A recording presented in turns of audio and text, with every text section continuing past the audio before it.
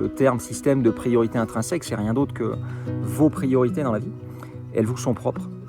Moi, j'ai mes priorités. À partir du moment où je suis mes priorités, et non pas celles de la société ou de ce que je pense que les autres attendent de moi, ou que je ne fais pas les choses pour une question d'image, etc.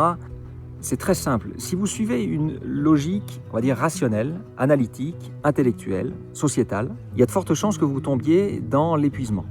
D'accord ? Parce que c'est quelque chose qui est proposé par l'extérieur. Et seulement, vous êtes un être humain, donc, avec une raison d'être.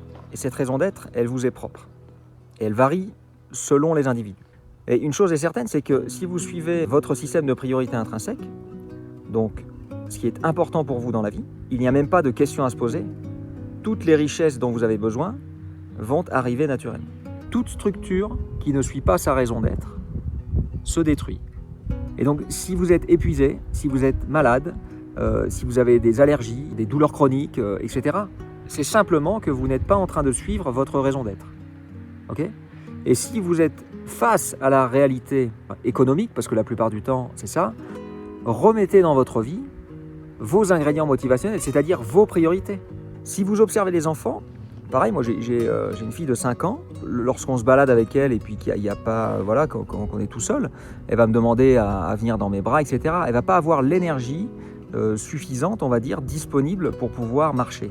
Parce qu'elle n'a pas de motivation. À partir du moment où il y a d'autres enfants, ou alors qu'on met du challenge, qu'il y a du jeu, etc., eh bien, voyez comme immédiatement, l'enfant retrouve de l'énergie.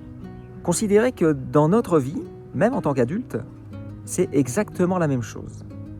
Il faut que nous donnions du sens à notre vie.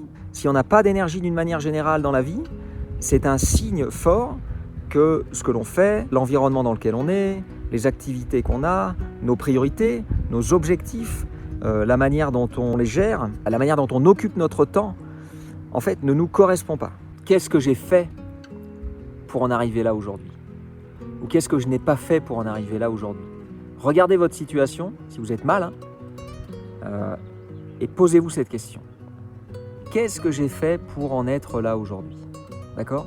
Prenez l'entière responsabilité de ce qu'il vous arrive, et là vous allez reprendre l'intégralité de votre pouvoir. Imaginons que ce soit vrai, que l'énergie est quelque chose dont nous disposons toujours, en tout cas qui est toujours à notre disposition, mais qui se manifestera seulement si ce que nous faisons, ou si globalement notre vie a du sens pour nous. D'accord ? Moi j'aime bien penser comme ça.